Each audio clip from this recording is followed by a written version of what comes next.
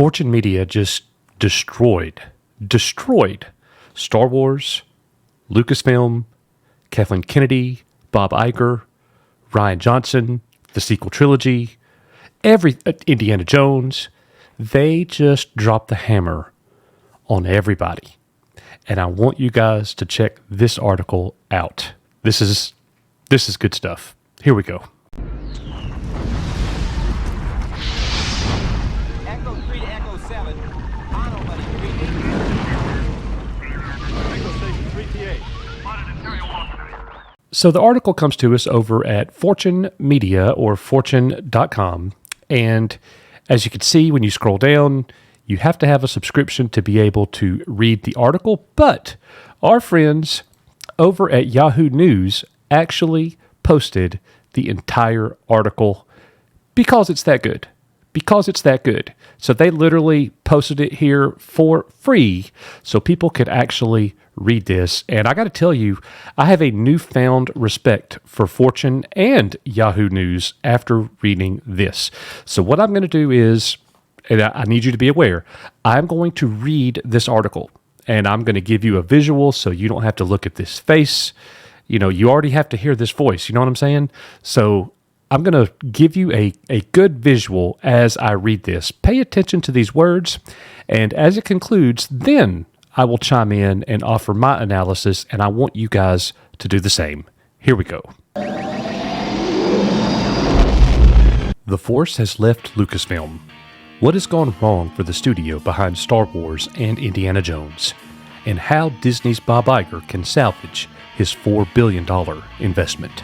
Taking time out of his busy schedule running Disney, Bob Iger flew to the Cannes Film Festival in support of Harrison Ford's latest movie, even posting on social media snapshots of the aging action hero on the red carpet. Lucasfilm Limited had just premiered the 5th installment in its Indiana Jones franchise, and a lot is riding on the fedora-sporting, bullwhip-toting archaeologist portrayed by the now 80-year-old Hollywood star. At nearly $300 million, Dial of Destiny is one of the most expensive films ever made, and initial reviews suggest it could bomb big at the box office when it lands on June 30th. When Iger acquired Lucasfilm for just over $4 billion a decade ago, it paired the century-old animation company with the studio behind Star Wars and Raiders of the Lost Ark. Yet the match made in heaven now risked becoming an albatross around Disney's neck. The third Skywalker trilogy started off with a bang in late 2015 with The Force Awakens, only to end with a whimper 4 years later as fans deserted the franchise. The studio hadn't produced a theatrical release of any kind since, allowing the Marvel Cinematic Universe, despite recent setbacks, to supplant it as Disney's cash cow. The Force has left Lucasfilm, said Eric Schiffer, CEO of private equity firm Patriarch Organization, in an interview. That emotional connection it enjoyed with fans has been changed. The Los Angeles-based media industry investor and self-admitted Star Wars fan still counts the deal as success for Iger, but he believes it got lost producing too much subpar content for Disney. To get the Force back, Lucasfilm needs to reconnect with its Joseph Campbell roots, the inner set of mythologies we're all hardwired to, that motivated Lucas to create Star Wars in the first place, said Schiffer. He argues the constant hunger to feed the streaming business with fresh material helps sow the seeds of the current malaise. Even as The Mandalorian, the series that started it all for Disney Plus, in Iger's words, helped the CEO attract subscribers and catch up quickly to Netflix, it came at a cost of stretching the Star Wars brand beyond recognition.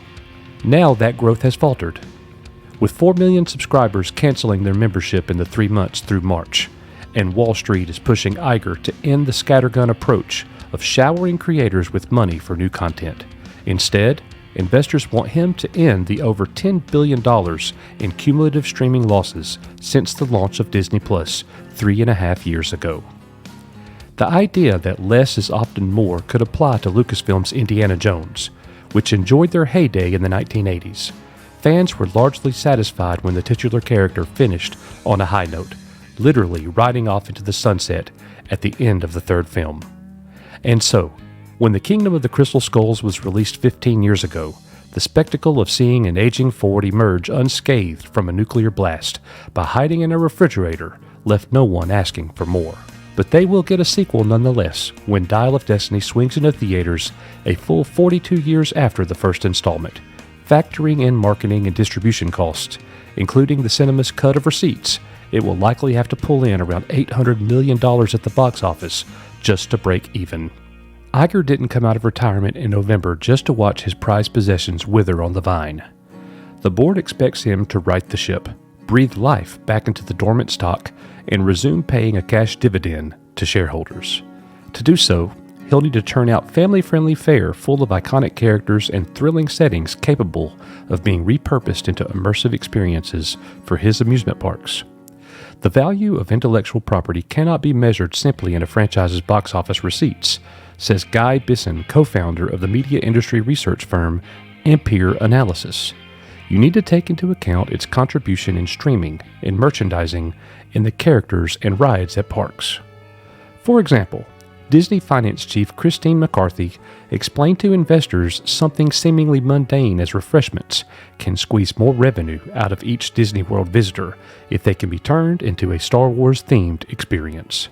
But Lucasfilm, which did not respond to Fortune's request for comment, knows it is running out of excuses now that a movie based on a Nintendo video game proved you can still rake in over $1 billion post-pandemic as long as you have the right concept. For this very reason, Iger notably started off his fiscal Q2 earnings call this month by congratulating Universal for the success of Super Mario Bros., saying it gives us reason to be optimistic about the movie business. The pressure on Dial of Destiny to perform for the Disney CEO became apparent through a telling exchange at Cannes, which he was attending for the first time.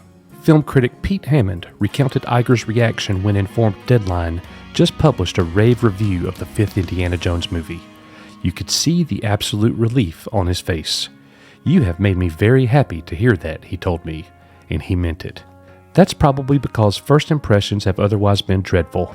With a franchise low 50% score on Rotten Tomatoes as of writing, Vanity Fair proclaimed it not worthy of the whip, while the BBC felt Forbes' globetrotting adventurer had been relegated to a background figure in his own film, included mainly for the purpose of being upstaged by younger co-star Phoebe Waller-Bridge.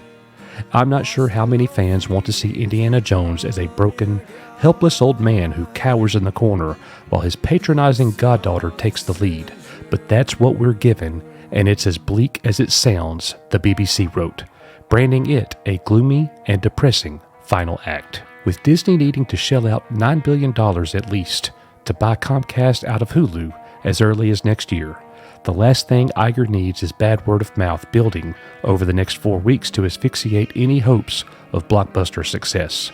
Right now, though, grim news is all that Lucasfilm has to offer the Disney CEO. An attempt to expand on the lore of its 1988 fantasy tale Willow flopped hard when the series debuted on Disney Plus in November. Not only was it canceled after the first of 3 seasons, but the show was banished entirely from the platform as part of a thorough spring cleaning. Critics argued Willow, in retrospect, would have been more valuable to Disney as a tax write-off than as actual content for subscribers. At the heart of this mess is Lucasfilm president Kathleen Kennedy, a member of Fortune's 2015 class of Most Powerful Women. The youthful 69-year-old is an accomplished industry veteran in her own right, producing dozens of classic feature films including Jurassic Park and E.T. the Extraterrestrial. Yet even being George Lucas's hand-picked successor has not shielded her from hefty criticism. A number of fans begrudge her, along with Last Jedi writer-director Rian Johnson, for deconstructing Luke Skywalker in the third trilogy. Actor Mark Hamill distanced himself from the creative choices Johnson and Kennedy took with his iconic character in a rare industry rebuke. Antagonized by the perceived shabby treatment of their childhood heroes, fewer and fewer fans showed up from one movie to the next. The third and final installment, Rise of Skywalker, only took in half of the $2 billion that premiere film The Force Awakens made for Disney. It's perhaps no wonder that the company's $5,000 per package Star Wars-themed hotel, the Galactic Star Cruiser, is shutting down. The tactical mistake of placing it in the timeline of the Disney Sequel Trilogy doomed it to a lifespan of just 18 months after opening. Those wealthy enough to fork over thousands of dollars just to role-play their heroes tend to be middle-aged fans of the original films who want to do battle against the sinister Darth Vader they remember as kids, not the bland and forgettable Kylo Ren. Following the disappointment of 2019's The Rise of Skywalker, no further theatrical films got off the ground, despite past proclamations.